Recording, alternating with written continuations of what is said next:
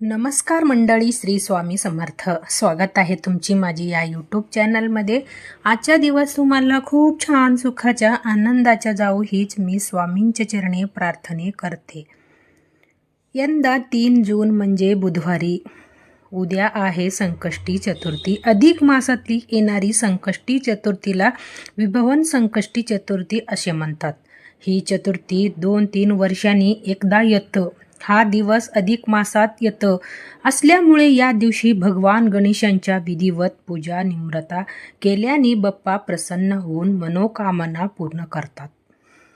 असे मानला जातं की ही व्रत केल्याने जीवनातली सर्व अडचणी दूर होतात आणि आयुष्यात सुख समृद्धी नांदतं. धार्मिक मान्यतेनुसार देवी पार्वतींनी प्रथम आपल्या पुत्र गणेशांच्या दीर्घ आयुष्यासाठी आणि कल्याणासाठी संकष्टी चतुर्थीचा व्रत केल्या होत्या.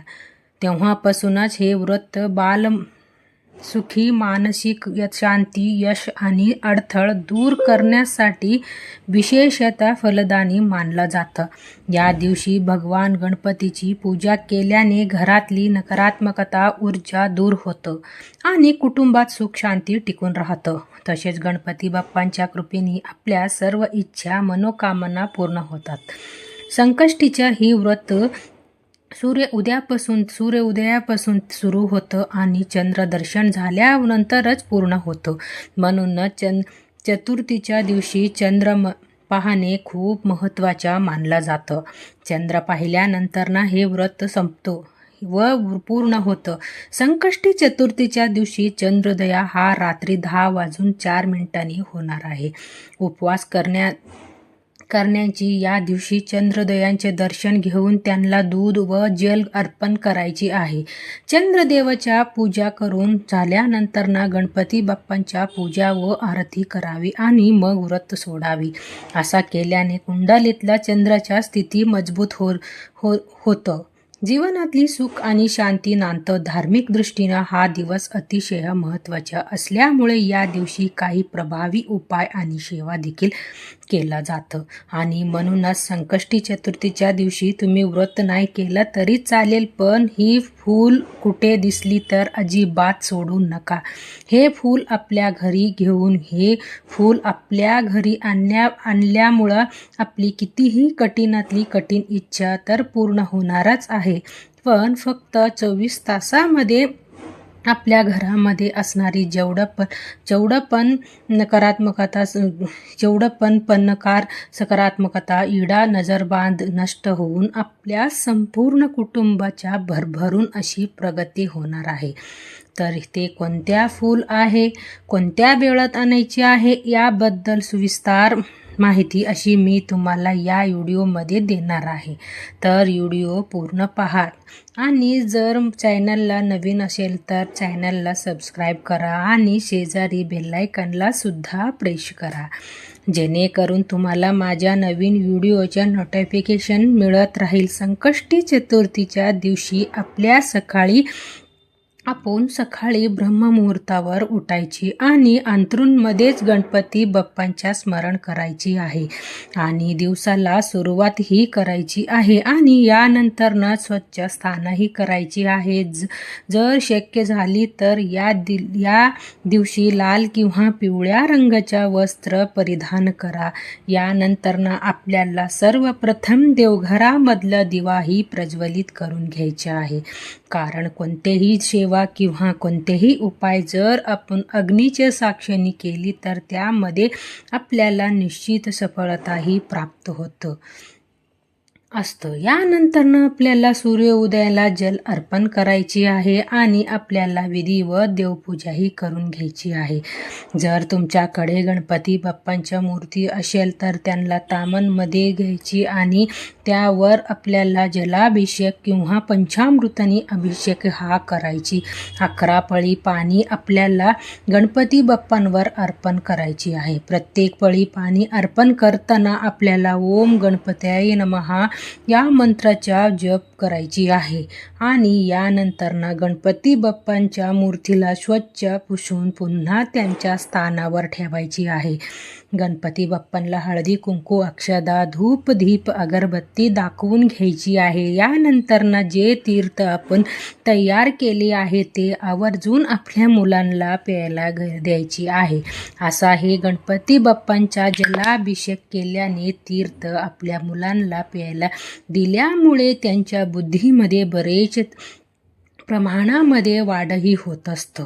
यानंतर ना गणपती बाप्पांचे आपल्याला जास्वंदाच्या फूल अर्पण करायची आहे. याच्याबरोबर 21 दुर्वाच्या जुडी आपल्याला अर्पण करायची. ही जुडी अर्पण करत असताना आवर्जून आपल्याला आपल्या मनातली इच्छाही बोलून अर्पण करायची आहे. यानंतर ना गणपती बाप्पांना गोडवा नैवेद्य दाखवायची आहे.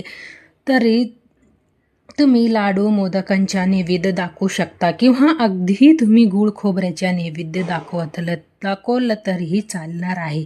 दिवसभर आपल्याला व्रत करायची. संकष्टी चतुर्थी व्रत कथेच्या पठण किंवा श्रवण करायची. रात्री चंद्र उगवल्यानंतर ना आपल्याला चंद्राला जल अर्पण करायची, फूल अर्पण करायची आहे आणि यानंतर ना आपल्याला मनातली इच्छाही बोलायची आहे. असा केल्यामुळे आपल्या घरामध्ये सुख समृद्धी राहतं.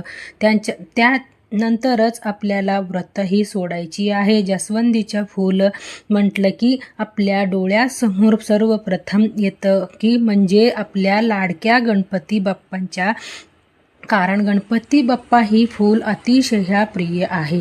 जास्वंदीचा फूल पवित्रतेच्या आणि आध्यात्मिका शक्तीची प्रतीक मानला जातं. विशेषतः लाल जास्वंदी हे गणपती बाप्पांच्या शक्ती, उत्सव आणि तेजस्वी प्रतीक म्हणून पूजामध्ये महत्त्व मानले जातं. वास्तुशास्त्राच्या ह्या फुलाला विशेष महत्त्व दिला गेला आहे. वास्तुशास्त्रानुसार घरात उत्तर किंवा पूर्व दिशेला जास्वंदीच्या झाड लावल्याने घरातले वातावरण चांगलं राहतं. जास्वंदीच्या झाडामुळे घरामध्ये धनधान्याच्या कमतरता भासत नाही. धर्मशास्त्र ही जास्वंदीच्या फूल लाभ मानला गेला आहे. हे फूल काली माता आणि श्री गणपतीला अर्पण केला जातं. जास्वंदीच्या फूल सौभाग्याच्या प्रतीक मानला जातं. शनिवारी ही हनुमानाला जास्वंदीच्या फूल अर्पण करणे चांगले मानलं जातं. सूर्योदयाच्या उपासना करताना आवर्जून त्यामध्ये लाल जास्वंदीच्या फूल वापरावं. असं केल्यामुळे आपल्या शरीरामधल्या सकारात्मकता ते येतं. जर तुमच्या घरामध्ये नकारात्मकता असेल, पैसे टिकून राहत नसेल, कायम चिडचिड भांडण होत असेल, कल होत असेल तर आवर्जून हा जास्वंदीचा उपाय जे आहे तर ते आपल्याला करायची आहे. म्हणूनच आपल्याला लाल जास्वंदीच्या झाडाच्या एक फूल जे आहे ते सकाळीच आपल्याला घरी घेऊन यायचे. हे फूल आपल्या घरी आणल्यानंतर ना आपल्याला गणपती बाप्पांना अर्पण करायची आहे. आता आपल्याला 11 तांदळाच्या दाणे घ्यायची. जे तांदूळाने दाणे आपल्या घेणार आहोत ते व्यवस्थित पाहून घ्यायचे. अखंड असावे, कुठेही तुटलेली फुटलेली किंवा खराब झालेली नसावे. आता एक प्लेट घ्या. त्या प्लेटावर आपल्याला 11 तांदळाचे दाणे ठेवायचे आहे आणि यावर थोडीशी हळद आणि कुंकू टाकून घ्यायचे आहे. त्यानंतर ना लाल पिवळा करून घ्यायची आहे. अर्थात काय तर आपल्याला अक्षदा हा तयार करून घ्यायची आहे. आता देवघरामध्ये बसून आपल्याला काही सेवाही करून घ्यायची आहे. जेव्हा आपण सेवाबरोबर काही उपाय करतो तर आपल्याला केल्याने उपायाच्या अतिशीघ्र फळही प्राप्त व्हायला लागतं. आता या 11 तांदूळाच्या दाण्याला एक तांदूळाच्या दाणे आपल्याला उजव्या हातामध्ये घ्यायची. देवघरामध्ये आसन घेऊन बसायची. ओम गंग गणपते नमः हा मंत्र जप करायची. आपल्याला मनातली इच्छा बोलायची आणि हा तांदूळाच्या दाणा जे आहे ते आपण जे लाल जास्वंदीच्या फूल गणपती बाप्पांना अर्पण केल्या तिथे हे दाणे जे आहे ते अर्पण करून घ्यायचे. पुन्हा दुसरी तांदूळ दाणे आपल्या उजव्या हातामध्ये घ्यायच्या. ओम गणपते नमः हा मंत्राचा जप करायच्या. आपल्या मनातली इच्छा व्यक्त करायची आणि हा 11 तांदूळाचे दाणे जे आहेत ते आपल्याला ते लाल जास्वंदीच्या फुलाजवळ अर्पण करायची. अशी रीतीने आपल्याला 11 वेळी तांदूळाच्या दाणे आपल्या उजव्या हातामध्ये घ्यायचे. 11 वेळी आपल्याला ओम गणपते नमः हा मंत्राचा मंत्राचा जप करायचे. 11 वेळी आपल्याला मनातली इच्छा व्यक्त करून हे तांदळाचे दाणे जे आहेत ते आपल्याला त्या लाल जास्वंदीच्या फुलाजवळ अर्पण करायची. तसेच आपल्याला लाल जास्वंदीच्या झाडाच्या एक पान सुद्धा आपल्या घरी घेऊन एक प्लेट घ्या, त्यामध्ये कुंकू घ्या, कुंकूमध्ये पाणी टाकून त्या गंध तयार करून घ्या. आता जास्वंदीच्या झाडाच्या काडीने आपल्याला त्या पानावर आपल्या मनातली इच्छा ही लिहायची आणि यानंतर आपल्या मनातली इच्छा बोलून आपल्याला हे पान जे आहे ते गणपती बाप्पांच्या चरणाजवळ अर्पण करायची. तसेच आपल्याला 21 दुर्वाच्या जोडीसुद्धा ही इच्छा आपण पानावर लिहायच्या. ती इच्छा बोलून घ्या, गणपती बाप्पांच्या मस्तकावर लावायची आणि त्यांच्या चरणाजवळ ही दुर्वाच्या जोडी जी आहे ते आपल्याला अर्पण करायची आहे. यानंतर हात जोडून आपल्याला गणपती बाप्पांची प्रार्थनाही करायची. आपल्या मनातली इच्छा पूर्ती होण्याकरता त्यांना मनोभावी प्रार्थनाही करायची आहे. संपूर्ण दिवसभर या वस्तू जे आहेत ते आपल्याला गणपती बाप्पांच्या चरणाजवळच ठेवायचे आहे. आता संध्याकाळी आपल्याला काय करायचे, जे इच्छा लिहिलेली पान आहे तसेच ते 21 दुर्वाच्या जोडी जी आहे, लाल जास्वंदीचे फूल जे आहे ते एक दुसऱ्यांनी बांधून त्याची एक जोडी ही तयार करायची. तसेच 11 तांदूळाच्या दाण्या जे आपण गणपती बाप्पांना चरणाजवळ आपल्याला मनातली इच्छा व्यक्त करून अर्पण केलेली ते सुद्धा आपल्याला तिकडून उचलायचे आणि त्या सर्व वस्तू घेऊन जायच्या. आपल्याला आपल्या घराजवळ असणारे गणपती बाप्पांच्या मंदिराजवळ हे मंदिरामध्ये जाऊन आपल्याला उपाय जे आहे ते करायचे. मंदिरामध्ये गेल्यावर सर्वप्रथम आपल्याला गणपती बाप्पा समोर दिवा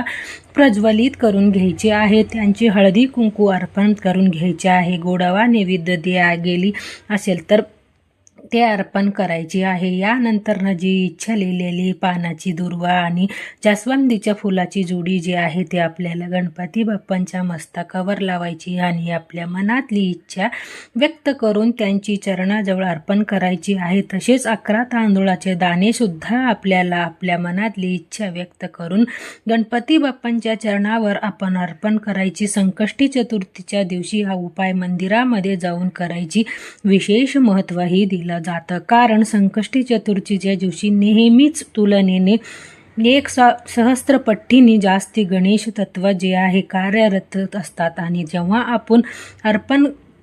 आपण हा उपाय मंदिरामध्ये जाऊन करतो तर त्यामुळे आपल्याला केलेली उपायाचं अतिशय फळही प्राप्त होतं असतो. म्हणूनच व्हिडिओ जास्तीत जास्त लोकांपर्यंत शेअर करा, जेणेकरून प्रत्येकाच्या आयुष्याच्या कल्याण हो हीच मनामध्ये इच्छा. गणपती बाप्पा मोरया. भेटूया नेक्स्ट एक व्हिडिओमध्ये. तोपर्यंत सर्वांना श्री स्वामी समर्थ. धन्यवाद.